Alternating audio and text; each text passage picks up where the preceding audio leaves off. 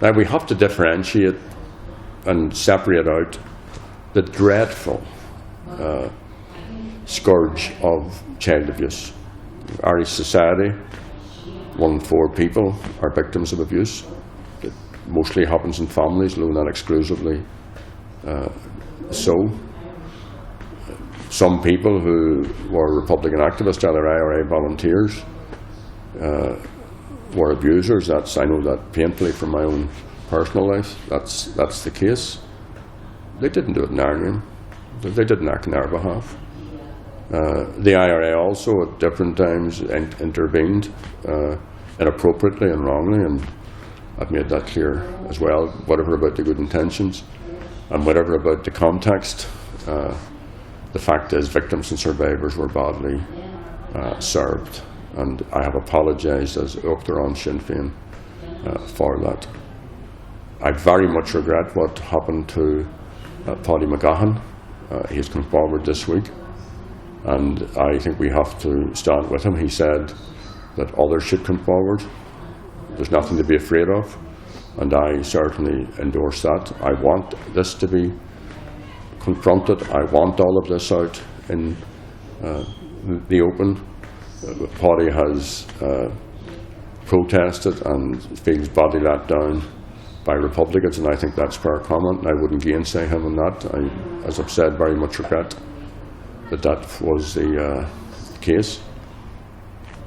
There's now an active Garda investigation. We all have a duty to support that, and I would call it gain for anyone with any information to bring it forward. The Taoiseach has been playing politics with this issue in the States, even though he knows that I've answered this question very, very clearly. He calls upon me to go to Garda Síochána. I have gone to Garda Síochána. I didn't have information about these cases when I got any information, and incidentally we work with Garda Síochána and the PSNI on a daily and weekly basis through all of our representatives. So separate out Paddy McGahan and his family and the injustice that has been done to him, and people will make up their minds as to whether the Sinn Féin representatives handled this properly or not. They assure me that they did, and then look at how the political establishment, how the Fianna Fáil leader, how the Taoiseach, how sections of the media have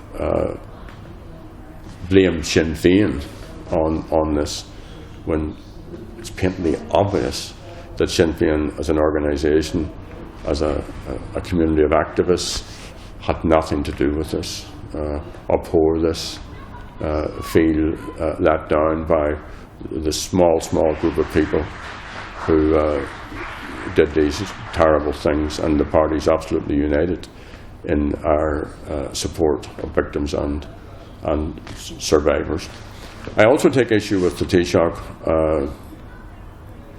on his refusal, not his failure, but his refusal to even respond to the proposal put by Martin McGuinness last November. And what was this proposal? It wasn't to gainsay the work that's been done by Garda Síochána and the PSNI and the joined-up approach that's required, or even between the two justice departments, or even between all the other agencies who work on this issue. It was recognising that during the conflict and its aftermath, that many people may have been let down by the IRA, as is obvious. Many people may have been let down by the RUC, as is obvious. Some may have gone to other political parties. Some may have gone to loyalist groups. And some may have gone to no one, not went to anyone. So what Martin outlined was a mechanism of support, of providing those people with space to come forward with confidentiality, if that's what they required, and to do it in a north-south way under the tutelage of the executive and the government in Dublin and the auspices of the North-South Ministerial Council. Now, Taoiseach didn't even respond for 4 months to that. Secondly, Angus O'Snoddy's been arguing for over a decade now for an all-island register of sex offenders. Government haven't acted on that. I know in my own constituency they've cut funding for the rape crisis centres and for other women's aid centres and for advocacy groups to stem all over the state. And the Fianna Fáil leadership presided over a whole cover-up in terms of the institutionalised abuse that went on for a very, very, very long time. Now, I've stayed away from all of that because I don't think it's a time for whataboutery, but I do think it is a time to protect and support victims and survivors. I do think Republicans need to be humble about how we deal with this. So, on the one hand, you're caught on the need to be sympathetic, passionate and supportive with the victims and survivors.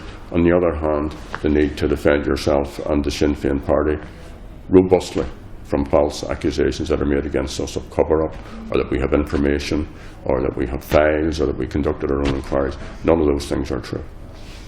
Well, also in the run-in to the Ardèche, we discovered that the DUP apparently had the intention of proceeding with the welfare reform legislation on the Monday of this week, and then subsequently of residing from what they had agreed with us in the Stormont House agreement. And Martin McGuinness spent the Wednesday, Thursday and Friday, and was preferred to do it on the Saturday and Sunday of the Ardèche, trying to sort that out, but the DUP would not engage. So we made it very, very clear, and we had the support of the SDLP in this, that we were not going to sign up for any legislation which was less than what was agreed in the Stormont House agreement. Now that, of course, caused the establishment shock horror and so on.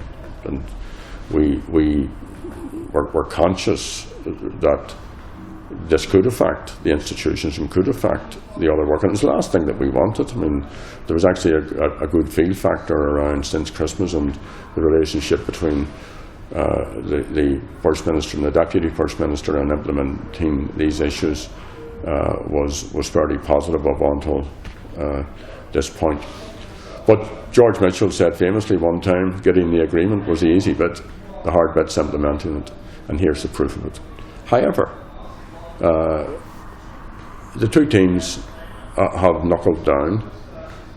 This is a core issue for us. We have a duty to defend and to protect, children with disabilities, adults with severe disabilities, people who require social protections. So I was very pleased that Martin McGuinness and Peter Robinson both said that progress has been made. That's my view also, I think, and hope it can be built upon. Martin's always made it clear that we're in resolution mode. So hopefully we'll be able to sort this out. But it's going to be, a process which will continue to challenge all of us. And our attitude on the issue of austerity, contrary to what some of our opponents say, it isn't based upon geography or jurisdiction. It's a core value that the elites should not be punishing people who did not cause any of the difficulties and who actually need the protection, the social guarantees that any society has to put in place. So hopefully that will be sorted, and we did have a good Ardèche.